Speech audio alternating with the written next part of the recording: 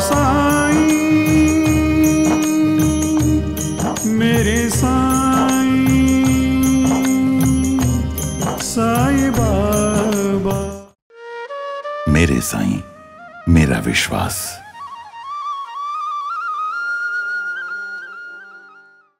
साईं भक्तों को मेरा साईं राम। साईं लीला टीवी में मैंने कई बार ऐसा देखी कि बहुत लोगों ने अपना अनुभव शेयर किया सभी के साथ, तो मुझे लगा कि मैं भी शेयर करूं। मेरी भी बात, मेरी भी जो बाबा के प्रति भक्ति है, प्रेम है, वो लोगों के पास पहुँचे, लोगों तक पहुँचे कि लोग भी समझ सके कि बाबा कितने कृपालु हैं, कितने दयालु हैं। जिन्हें विश्वास नहीं है साईं बाबा पे, वो कृपया ये वीडियो ना देखें, क्योंकि जब बाबा के बारे में कोई गलत बोलता है या उनके भक्तों के बारे में गलत बोलता है तो मुझे बहुत दुख होता है। यदि आपको विश्वास नहीं है तो देखने की ज़रूरत भी नहीं है, सुनने की भी ज़रूरत नहीं है। ये मैं अगर शेयर कर रही हूँ तो मुझे किसी लाभ हेतु या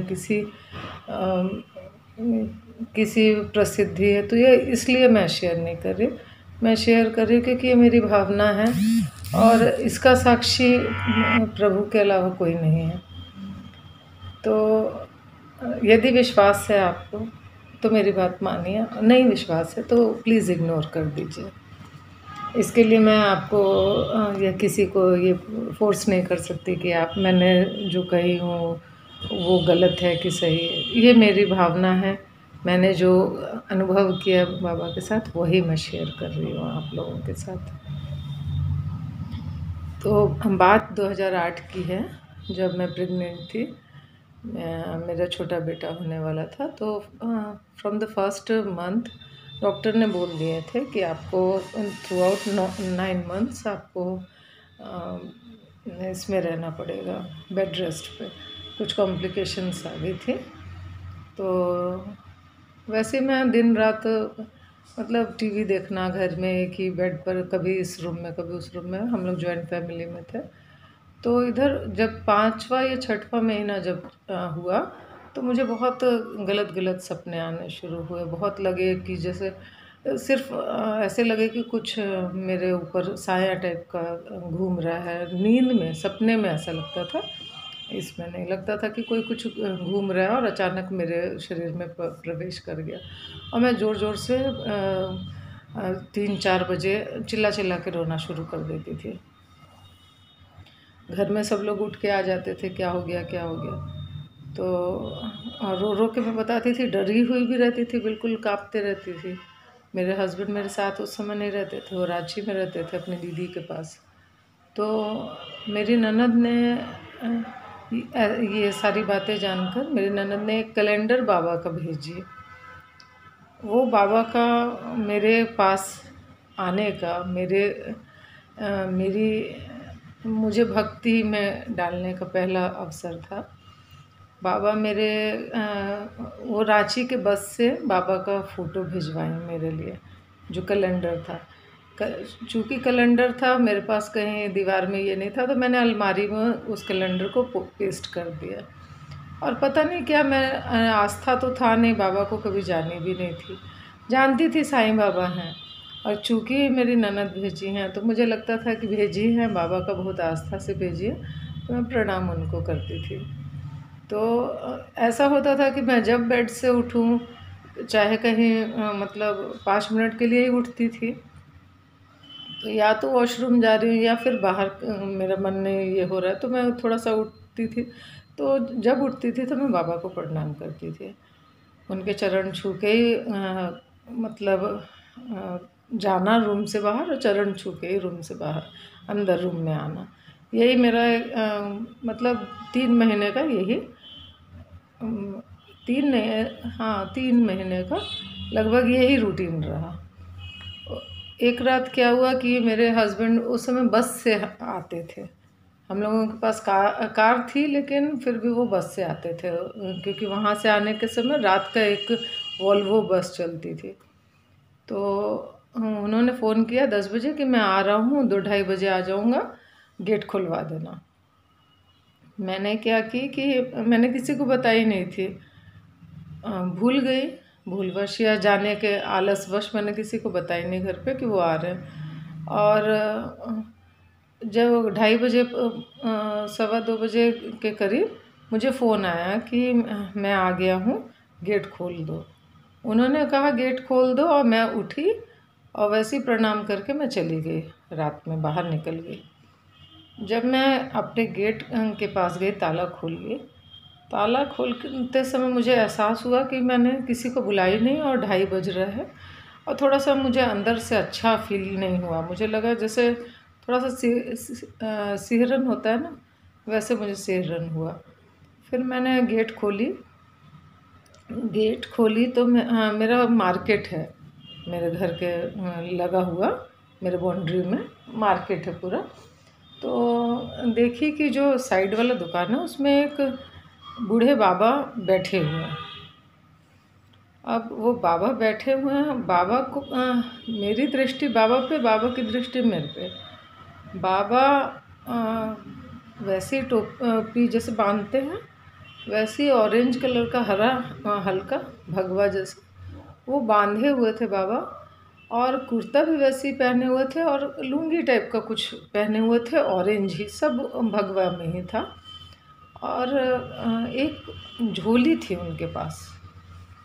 वो झोली का कलर मुझे अभी याद नहीं है, लेकिन झोली ऐसा था जो बांधने वाला झोली था, ये नहीं कि ऐसा हम लोग थैला लेते ना उस टाइप का नहीं था, बांधने वाला था। उसका कलर याद नहीं है, वो हल्का क्रीम में था कि कैसे, मुझे ध्यान नहीं है उतना। तो मैंने उनसे पूछी, मन में मेरे चल रहा है कि ये लगता है बाबा हैं, बाबा जैसे दिख रहे हैं बाबा।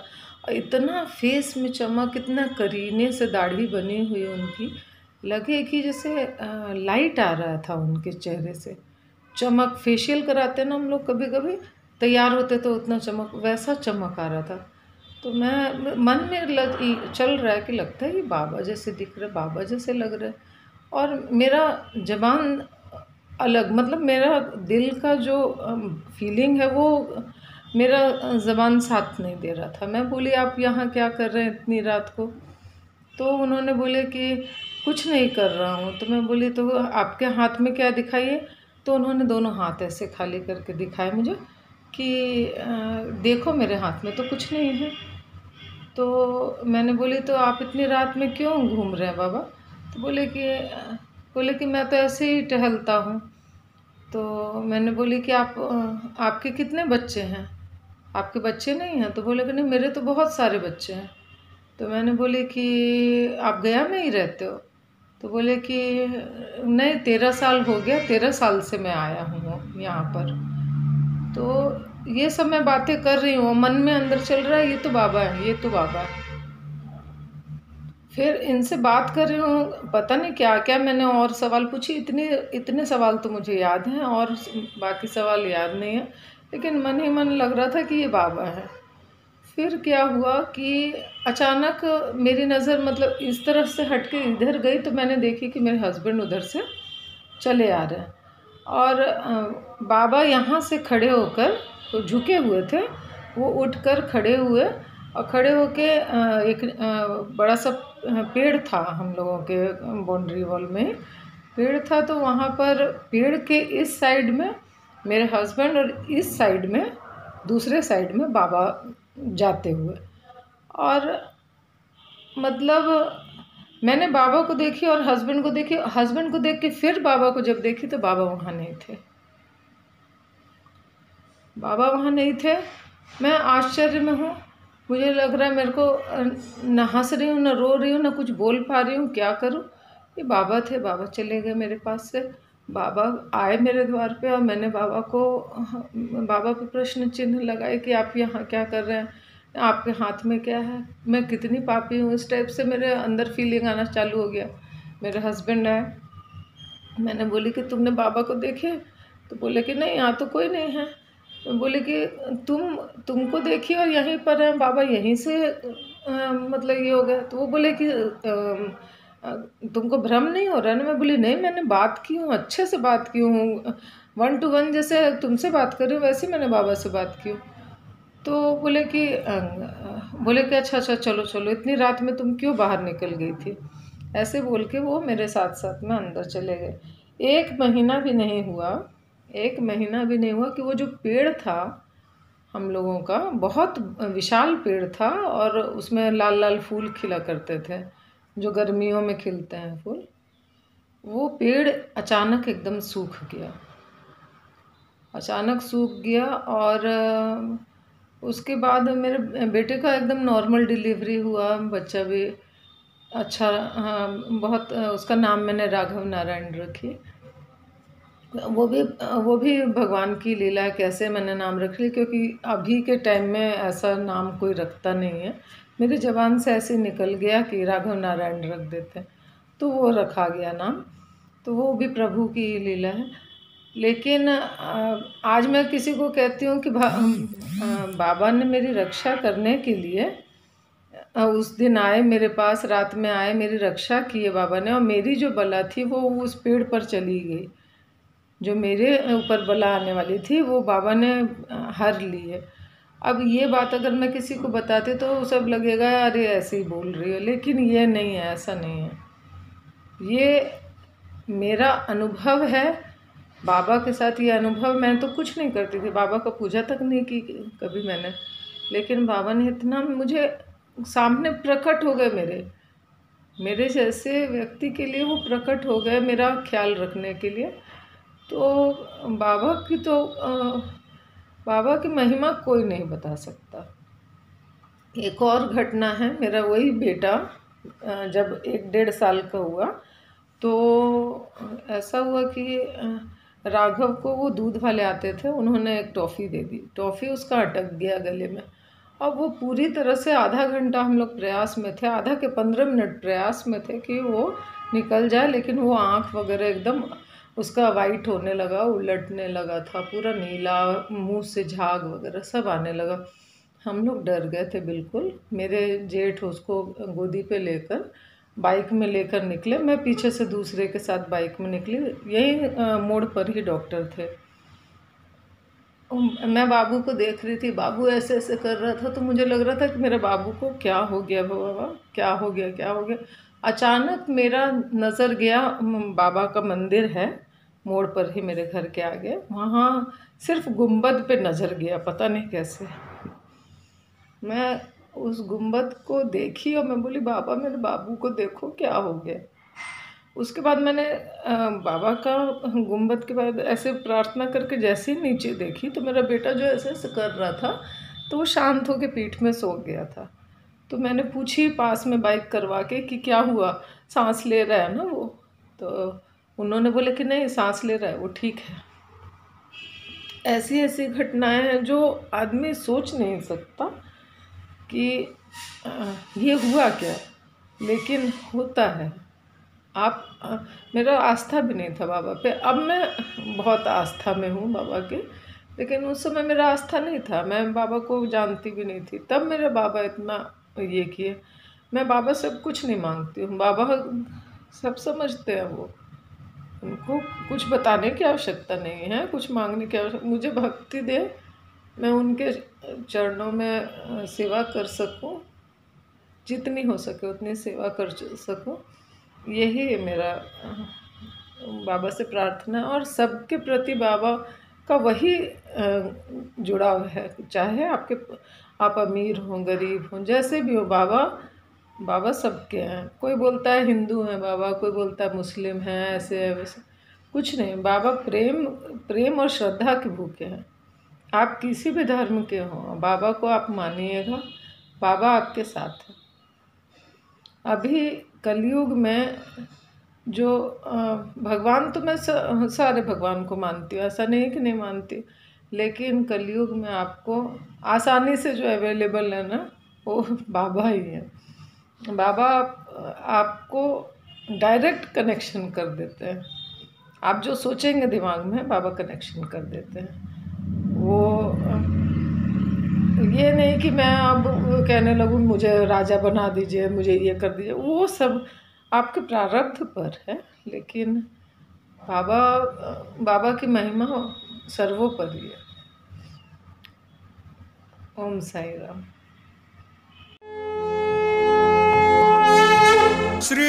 सच्चिदानंद सद्गुरु साईनाथ महाराज की जय। मेरे साईं, मेरा विश्वास।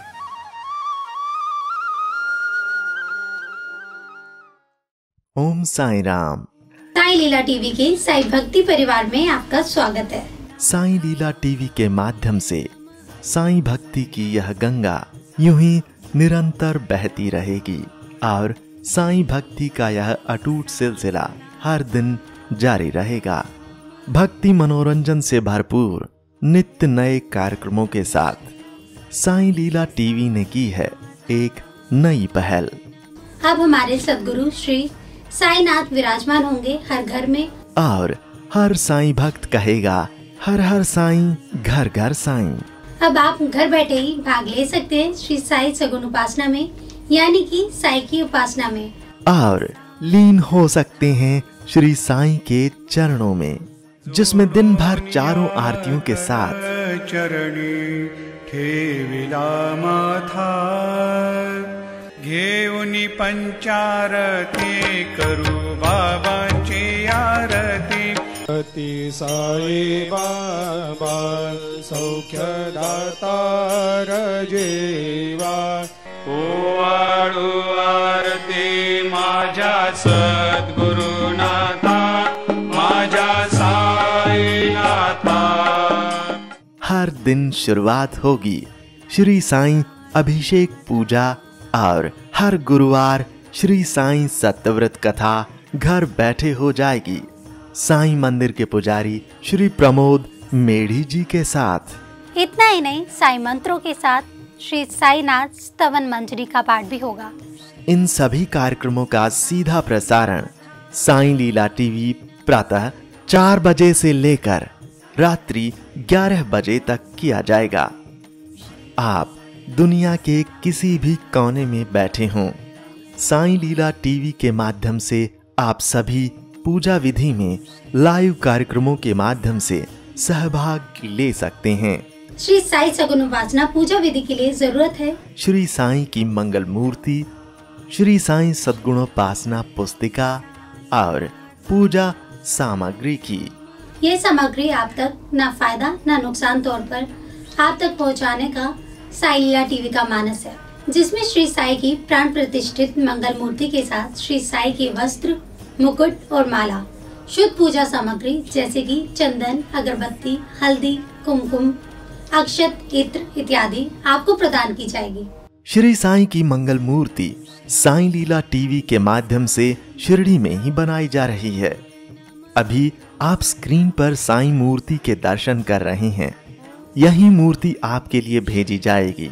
यह मूर्ति साईं लीला टीवी ने खास साईं लीला टीवी परिवार के साईं भक्तों के लिए बनवाई है। इतना ही नहीं, जो मूर्तियां प्रदान की जाएंगी वह शास्त्रों और मान्यताओं के अनुसार प्राण प्रतिष्ठित और मंत्रों से अभिमंत्रित करके ही भेजी जाएंगी। प्राण प्रतिष्ठा कार्यक्रम का सीधा प्रसारण साई लीला टीवी पर मूर्ति भेजने से पहले ही किया जाएगा, जिसमें आप घर बैठे ही सहभाग लेंगे। हमें विश्वास है कि इस मंगल मूर्ति की आपके घर में स्थापना करने के बाद आपका घर साई मंदिर बन जाएगा और साई सगुन उपासना से आपका हर दिन मंगलमय हो जाएगा। श्री साईं की मंगल मूर्ति के साथ आपको श्री साईं के वस्त्र, मुकुट और माला भी भेजी जाएगी। इसके साथ ही पूजा विधि के लिए आवश्यक अगरबत्ती, जो पूरी तरह से नेचुरल है और जिसकी भीनी भीनी खुशबू से आपके दिन की शुरुआत प्रसन्नता से होगी। चंदन, जो चंदन आपको दिया जाएगा उसकी खुशबू आपको शिरडी की याद दिलाएगी। इत्र, जिसके इस्तेमाल से आप दिन भर महकते रहेंगे और आसपास के लोग दिन भर आनंद लेंगे भक्ति वाली खुशबू का। इतना ही नहीं, इसके साथ पूजा के लिए आवश्यक खास चुने हुए हल्दी, कुमकुम और अक्षत आपको भेजे जाएंगे, जो आपके घर को पवित्र और मंगलमय बनाएंगे। साईं लीला टीवी साईं भक्तों द्वारा साईं भक्तों के लिए एक उपहार है। इसलिए साई लीला टीवी ने श्री साई सगुन उपासना शुद्ध पूजा सामग्री आप तक न फायदा न नुकसान के तौर पर आपको भेजी जाएगी, जिसमें आपको श्री साईं की मंगल मूर्ति के साथ सारी पूजा सामग्री प्रदान की जाएगी। जुड़िए श्री साई सगुन उपासना लाइव कार्यक्रम में साई लीला टीवी के साथ और श्री साई सगुन उपासना शुद्ध पूजा सामग्री के संबंध में अधिक जानकारी के लिए संपर्क करें, कॉल करें या व्हाट्सएप करें 8799773196 पर। आप हमें ईमेल भी कर सकते हैं saililatv@gmail.com पर। जारी रहेगा साईं भक्ति का अटूट सिलसिला। बस देखते रहिए साईं लीला।